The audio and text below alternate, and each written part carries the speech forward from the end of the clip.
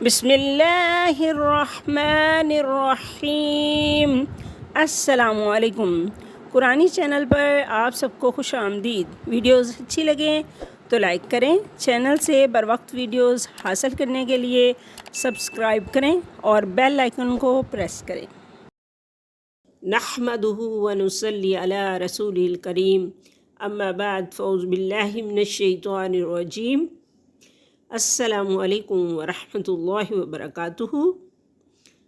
آج جو ہمارا لیسن ہے سورہ البقرہ آیت نمبر 36، قرآن پاک کے بارے میں کچھ ضروری ہدایات جو ہم سب کو معلوم ہونی چاہیے۔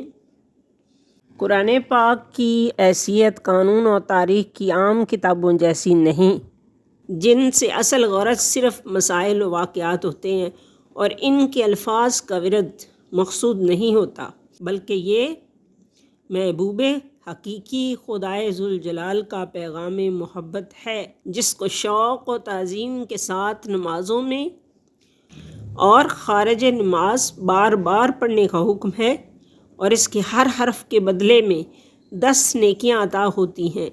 اٹکنے والے کو مشقت کی وجہ سے دگنی ملتی ہیں۔ اس اجر عظیم کی بشارت دیتے وقت رسول اللہ صلی اللہ علیہ وآلہ وسلم نے حروف مقطعات الف لام میم کی مثال دے کر فرمایا، یہ 3 حروف ہیں، یعنی ان پر 30 نیکیاں ہیں جن حروف کے معنی اہل علم کو بھی معلوم نہیں۔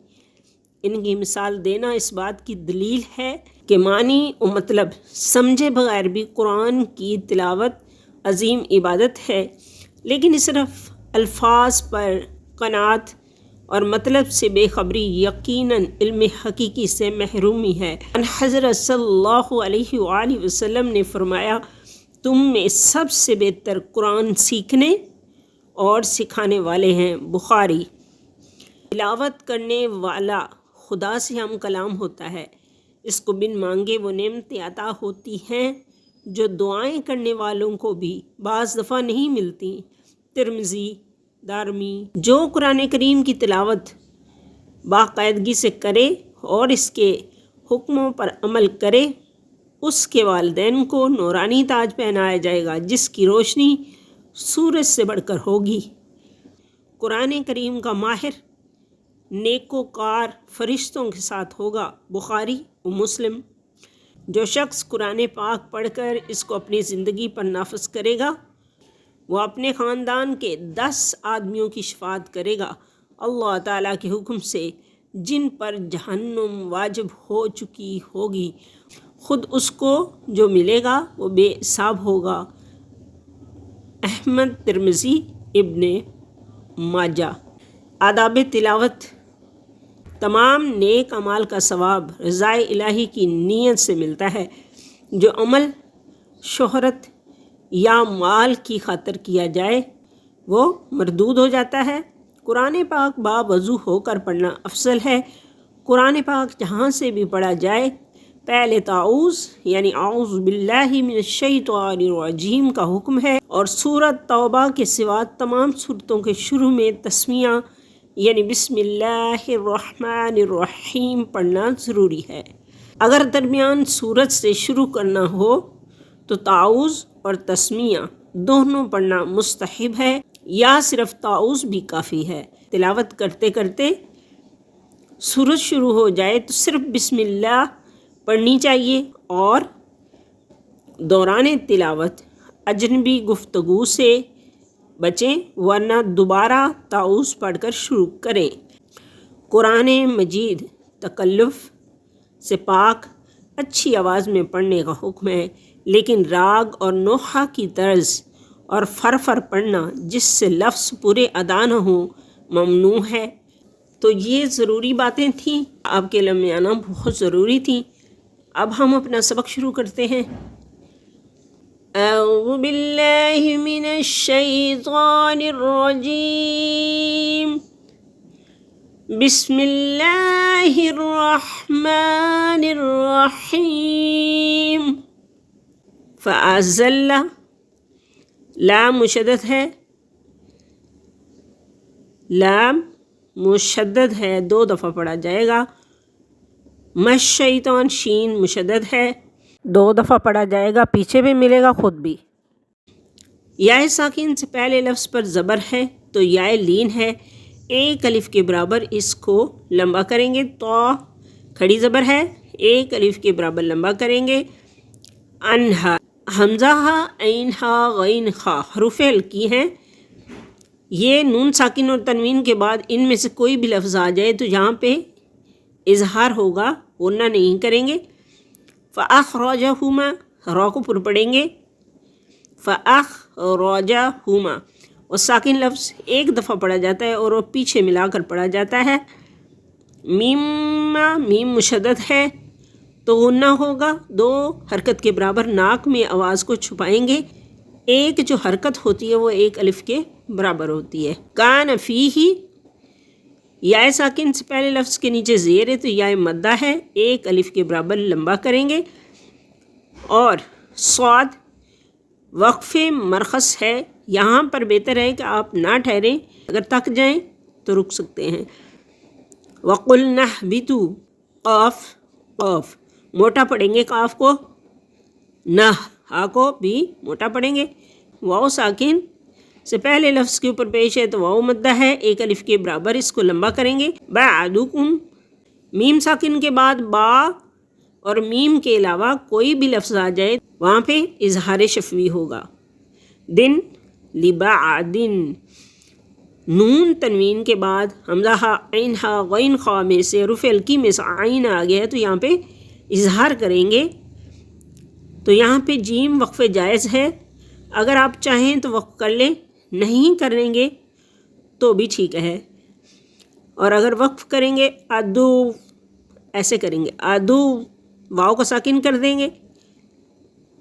اگر وقف نہیں کریں گے تو ادو پڑھیں گے، ادو، واو مشدد بھی ہے اور تنوین بھی ہے اوپر، اور آگے حروف یرملون میں سے واو آ گیا نون تنوین کے بعد، تو یہاں پہ ادغام کریں گے غنے کے ساتھ، اگر آپ ملا کے پڑھیں گے تو، اگر ملائیں گے نہیں تو واو کو ساکن کر دیں گے آدو،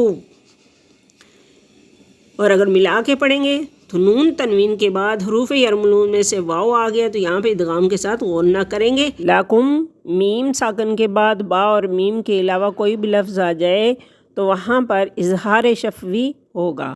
فی الارض، مستقرون، مستقرون، قاف موٹا پڑھیں گے، نون تنوین یا نون ساکن کے بعد حروف یرملون میں سے کوئی بھی لفظ آ جائے تو وہاں ادغام کے ساتھ اون نہ کریں گے۔ واو حروف یرملون میں سے آ گیا نون تنوین کے بعد تو یہاں پہ ادغام کے ساتھ غنہ کریں گے۔ مستقرون، 2 حرکت کے برابر ناک میں آواز کو چھپائیں گے۔ متاعن، نون تنوین کے بعد حمزہ آ گیا حروف ہلکی میں سے تو یہاں پر اظہار کریں گے۔ الا، لام کھڑی زبر ہے، اس کو 1 الف کے برابر لمبا کریں گے۔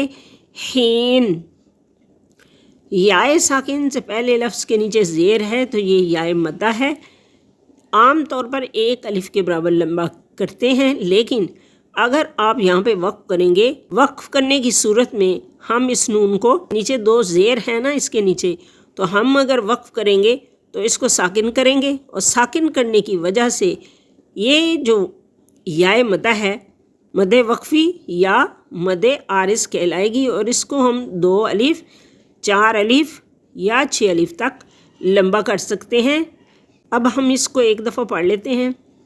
اعوذ باللہ من الشیطان الرجیم، بسم اللہ الرحمن الرحیم۔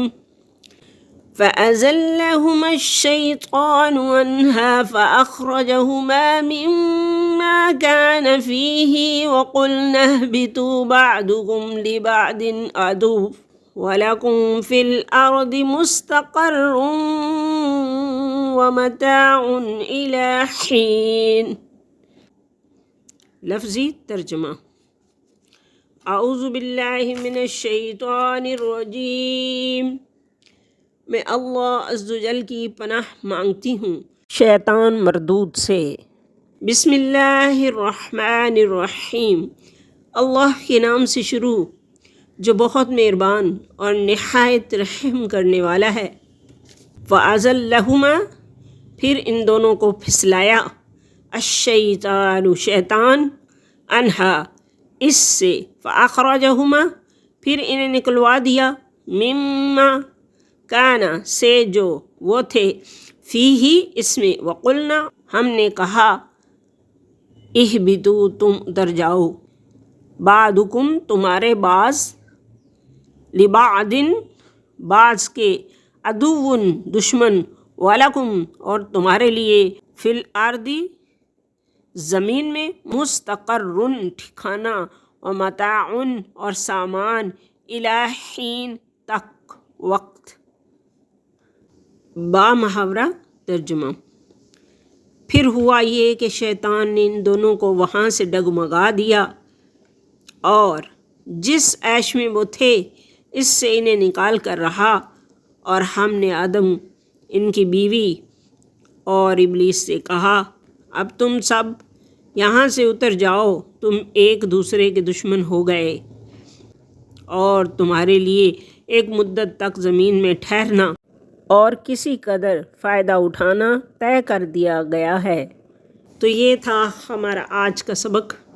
اللہ تبارک و تعالی سے دعا ہے کہ وہ ہماری اس کاوش کو قبول و منظور فرمائیں اور ہماری غلطیوں اور کوتاہیوں کو معاف فرمائیں، ہمیں قرآن پاک کو صحیح سمجھ کر پڑھنے اور اس پر عمل کرنے کی توفیق دیں۔ آمین ثم آمین۔ اپنا خیال رکھیے۔ اگر ویڈیو اچھی لگے تو لائک کریں، سبسکرائب کریں اور صدقہ جاریہ سمجھ کر اس کو شیئر کریں۔ اللہ نگہبان۔ السلام علیکم ورحمۃ اللہ وبرکاتہ۔ اللہ حافظ۔